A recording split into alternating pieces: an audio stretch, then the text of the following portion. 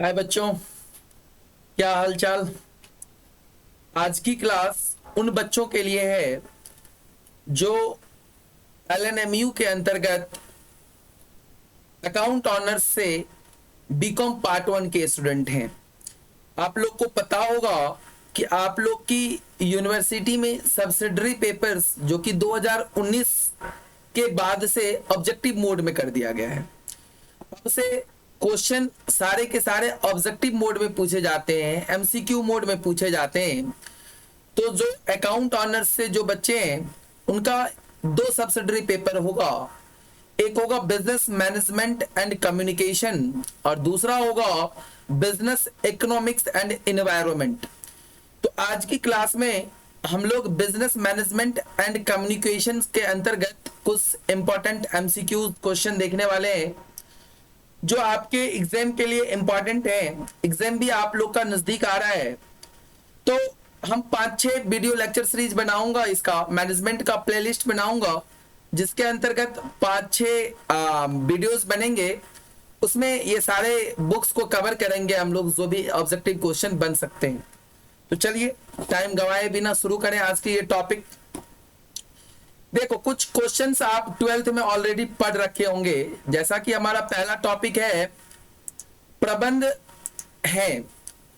प्रबंध है कला विज्ञान, कला तथा विज्ञान दोनों, इनमें से कोई नहीं। तो हम लोग जानते हैं प्रबंध जो है और कला और विज्ञान दोनों है। आगे है, प्रबंध की आवश्यकता होती है निम्न स्तर पर, लोअर लेवल मैनेजमेंट पर, मध्यम स्तर पर, मिडिल लेवल मैनेजमेंट पर, या उच्चतम स्तर पर, टॉप लेवल मैनेजमेंट पर, या सभी स्तरों पर।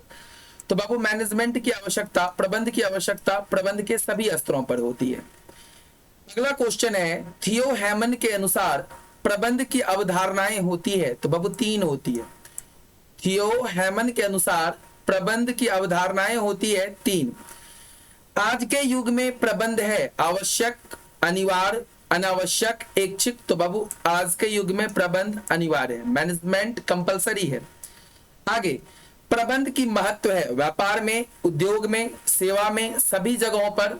तो प्रबंध का महत्व जो होता है वो सभी जगहों पर होता है, चाहे वो व्यापार हो, चाहे वो सेवा हो, चाहे वो उद्योग हो।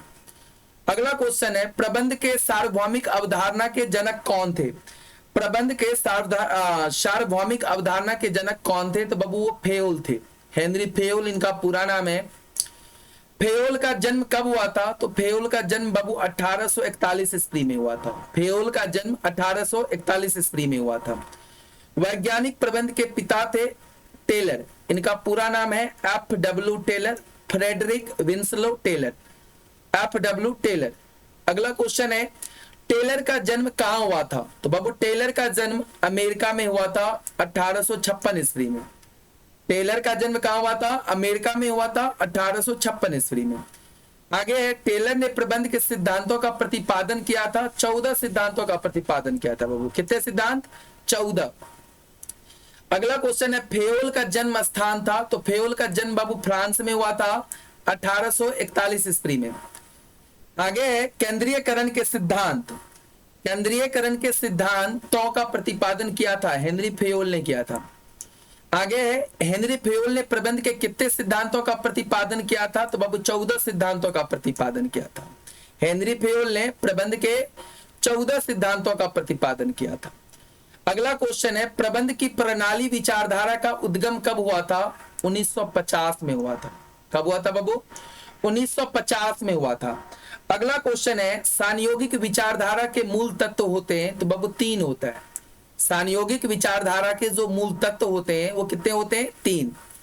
आगे है, प्रबंध की प्रणाली विचारधारा जो है वो क्या है, आधुनिक है।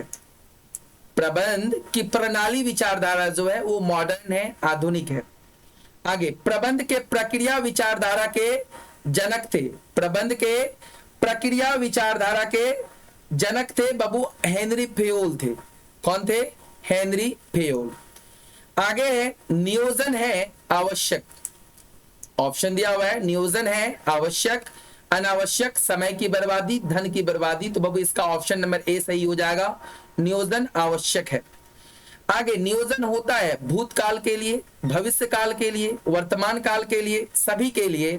तो बाबू नियोजन हमेशा भविष्य के लिए करते हैं, जो भविष्य में क्या करना है इसके बारे में ही हम वर्तमान में सोचते हैं, जिसको हम नियोजन कहते हैं। अर्थात नियोजन किस समय के लिए होता है? भविष्य के समय के लिए।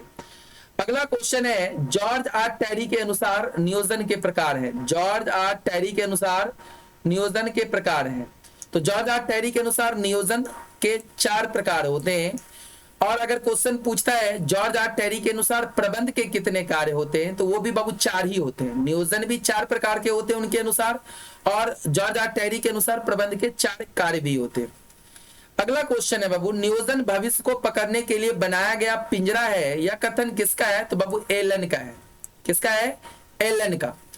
अगला होता है क्वेश्चन, अगला बता रहा है नियोजन होता है अल्पकाल के लिए, शॉर्ट टर्म के लिए, मध्यकाल के लिए, मिडिल टाइम के लिए, दीर्घकालीन लॉन्ग टाइम के लिए, सभी अवधि के लिए। तो बाबू नियोजन सभी अवधियों के लिए होता है।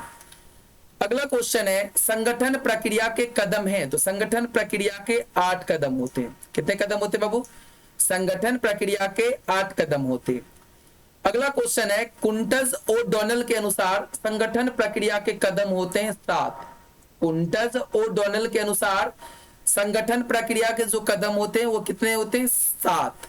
अगर क्वेश्चन पूछता है कुंटज ओडोनल के अनुसार प्रबंध के कितने कार्य होते हैं, तो बाबू कुंटज ओडोनल के अनुसार प्रबंध के 5 कार्य होते हैं। अगला क्वेश्चन है उपक्रम में संगठन की स्थापना करता है उच्चतम प्रबंध के द्वारा स्थापित किया जाता है। जो टॉप लेवल मैनेजमेंट होता है उन्हीं के द्वारा संगठन की स्थापना की जाती है। अगला पॉइंट है बाबू गलत संगठन संरचना व्यवसायिक निष्पादन को रोकती है तथा यहां तक कि उसे नष्ट कर देती है, यह कथन है। तो बाबू ये कथन ड्रकर का है। ये कथन किसका है? ड्रकर का। आगे है संगठन शब्द डॉट डॉट भाषा से लिया गया है। संगठन शब्द डॉट डॉट भाषा से लिया गया है।